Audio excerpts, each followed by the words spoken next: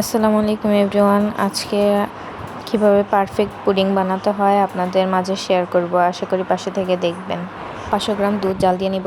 এর মধ্যে এলাচ, দারচিনি, পরিমাণ মতো লবণ, চিনি দিয়ে নিব, তেজপাতা দিব। তারপর এখানে একটা বিস্কুট নিয়ে নিলাম, এটাকে গুঁড়া করে নিব। 500 গ্রাম দুধকে জাল করে 400 গ্রাম বা 300 গ্রাম করে নিব। তারপর এগুলো ছেঁকে দুধ থেকে আলাদা করে নেব। 500 গ্রামের জন্য 2টা ডিম দরকার। আর বিস্কুটের গুঁড়াগুলো একসাথে করে এখন ব্লেন্ডার মেশিনে ব্লেন্ড করে নেব। তারপরে এখন চিনি দিয়ে ক্যারামেল তৈরি করে নিব। বেশি পুরানো যাবে না। তারপরে যে বাটিতে তৈরি করব এখানে সেট করে নিলাম। আর দুধগুলো ঢেলে এখন রাইস কুকারে দিয়ে নিব। প্রায় আধা ঘন্টার মতো পানির তাপে রাখবো।